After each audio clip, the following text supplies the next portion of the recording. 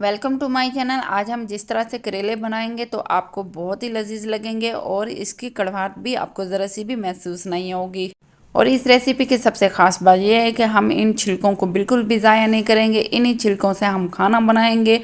ये कैसे बनेगा? आप सोच रहे होंगे ये ज़रा से भी कड़वे नहीं बनते, बहुत ही टेस्टी बनते हैं। तो आप इनको अब ज़ाया नहीं करेंगे। अब से आप इनका खाना बनाएंगे तो बहुत ही ज़बरदस्त लगेगा। तो इसके लिए सबसे पहले हम ऊपर से इसके छिलके उतार लेंगे और इसको लंबाई के रुख में काटेंगे। इस रेसिपी में ये करेले इसी तरह ही काटे जाएंगे और साथ साथ हम बीज भी कट करते जाएंगे।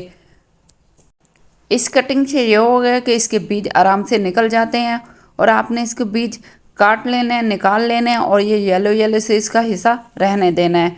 इससे तो ही सालन ये बहुत ही टेस्टी बनता है। और इसके बाद हम इसको 2 से 3 चम्मच इसमें नमक डाल देंगे और इसको अच्छे से मल लेंगे। इसी तरह आपने मल लेना है। इसमें अभी कोई पानी वगैरह नहीं डाला क्योंकि 10 से 15 मिनट में नमक के साथ ही इसके सारा पानी निकलना शुरू हो जाता है। तो लीजिए जनाब, अब हमने इसको अच्छे से नमक लगा दिए। अब हम 10 से 15 मिनट रख देंगे। 10 से 15 मिनट के बाद अब हम मज़ीद थोड़ा सा और नमक डालेंगे।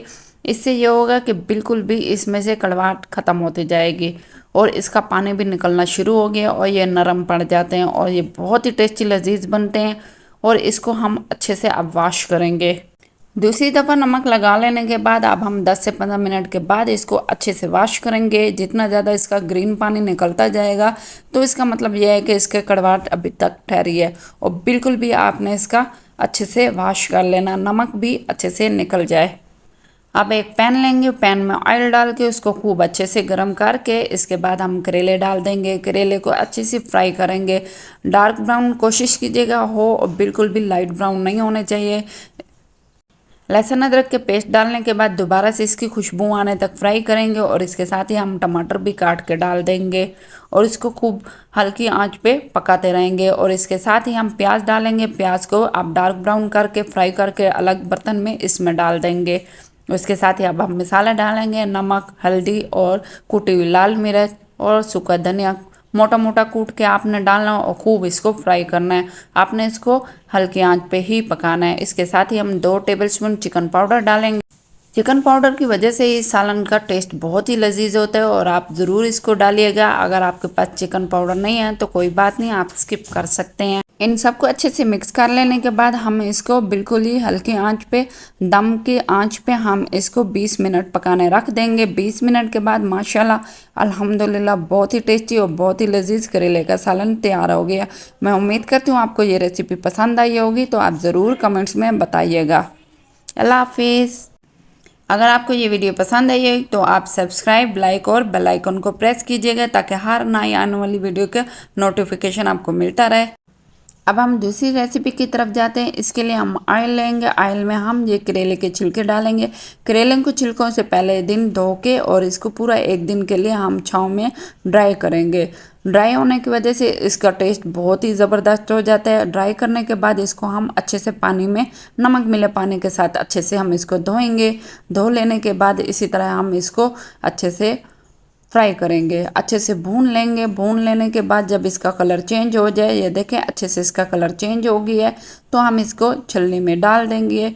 इसी तरह छलनी की मदद से इसका ऑयल निकाल देंगे क्योंकि हमने इसी के ऑयल में ही प्याज को ब्राउन करना है और इसी में ही इसका खाना बनाएंगे। इसी तरह हम ये सारा ऑयल निकाल देंगे और इसको दोबारा से पैन में डाल देंगे, कढ़ाई में डाल देंगे और इसमें अब हम प्याज, टमाटर इसी तरह ही डालना, पकाना शुरू कर देंगे।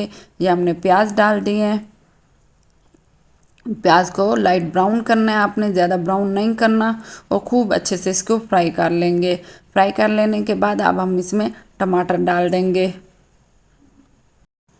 टमाटर को अच्छे से नरम होने के बाद अब हम इसमें मसाले डालेंगे। मसालों में क्या डालना है, बहुत ही आसान से रेसिपी और आसान मसाले हैं। हल्दी और सुर्ख मिर्च और इसमें नमक डालेंगे और इसको अच्छे से फ्राई कर लेंगे। और इसमें आपने अदरक लहसुन का पेस्ट भी डालना है, सूखा धनिया भी डाल देना है। आप यकीन करें ये बहुत ही टेस्टी और बहुत ही लजीज खाना बनता है और आप ज़रूर बनाइए एक दफ़ा। अगर आपको मेरी ये रेसिपी पसंद आई है तो लाइक शेयर एंड सब्सक्राइब ज़रूर कीजिएगा और प्यारा सा कमेंट्स ज़रूर दीजिएगा, जिससे हमें मोटिवेशन मिलते हैं और हम आपके लिए अच्छी सी और वीडियोज़ की बनाएंगे।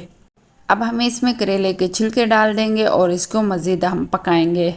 अब हम इस सालन में ऐसा क्या डालें जिससे इस सालन का जायका को चार चांद लग जाएंगे। जी हाँ, बहुत ही ज़बरदस्त इसमें हम उबली हुई दाल डालेंगे। चने की दाल डालने की वजह से इसके जायका और इसकी लुक बहुत ही प्यारी आती है और इसके जायके की तो क्या ही बात है। आप ज़रूर इसको इसी तरह ही पकाएंगे तो आप देखिएगा कि आपके ख़ानदान में बहुत ही मशहूर हो जाएंगे इस रेसिपी की वजह से।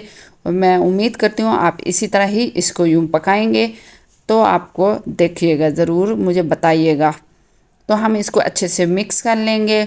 कम से कम इसको बिल्कुल ही हल्की आंच, दम वाली आंच पे इसको आप पकाने रख देंगे। 10 से 15 मिनट में ये बहुत ही अच्छी सी पक जाती है। माशाल्लाह अल्हम्दुलिल्लाह, बहुत ही लजीज, बहुत ही टेस्टी ये करेले दाल के छिलके के साथ बहुत ही टेस्टी बनी है और आप ये ज़रूर बनाइएगा। अब हम न्यू रेसिपी के साथ मिलते हैं, तब तक के लिए अल्लाह हाफिज़। अपना बहुत ख्याल रखिएगा, दुआओं में याद रखिएगा।